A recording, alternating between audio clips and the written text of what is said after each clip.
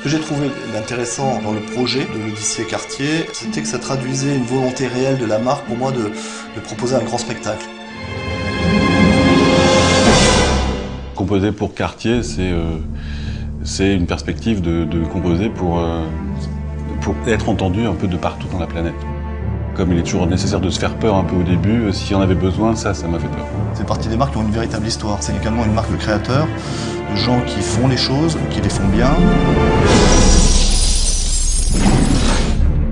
La chose dans laquelle je ne voulais pas aller, c'était d'avoir, sous prétexte qu'on avait du monde, quelque chose de trop pompeux, de trop évident au niveau du symphonisme. Je voulais qu'il y ait une grande sensualité dans la musique, à cause de l'animal, à cause de la façon qu'elle a de se déplacer.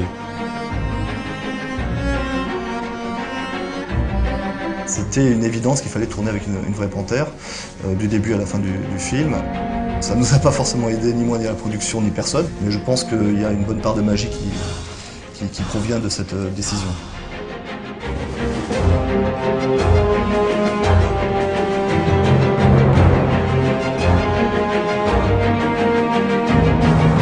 Tout était beaucoup plus lourd parce qu'il y avait beaucoup d'effets spéciaux à intégrer dans ces fameux paysages, donc les implications techniques étaient très lourdes. Mais il ne fallait pas que ça se traduise à l'écran.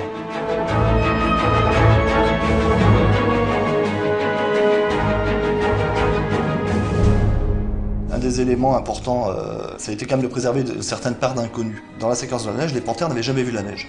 Tout le monde était bien incapable à l'avance de savoir comment elles allaient réagir. Je crois qu'à l'arrivée de voir une panthère vraiment courir dans la neige, c'est des images qui n'ont jamais été filmées, ça valait le coup en tout cas de tenter l'aventure.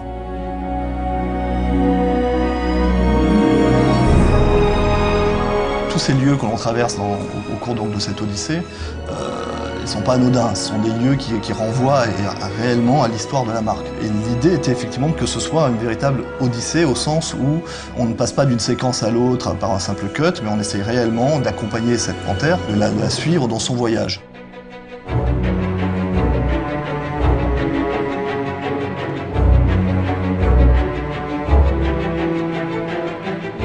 Ça faisait plusieurs fois que j'allais à Abbey Road. C'est un lieu absolument mythique pour n'importe quel musicien du monde.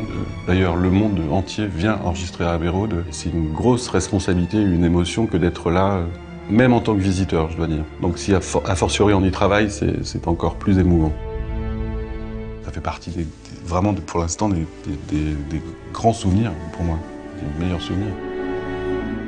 C'était une odyssée en termes de fabrication, le fait d'utiliser des vraies panthères, le fait de les amener un peu partout dans le monde, le fait de mélanger toutes ces techniques, parce qu'en fait, le film fait une espèce de patchwork de toutes les technologies qu'on peut utiliser actuellement au cinéma, donc c'est une certaine satisfaction.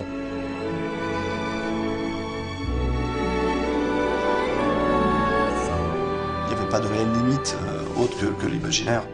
C'est un grand tour de magie.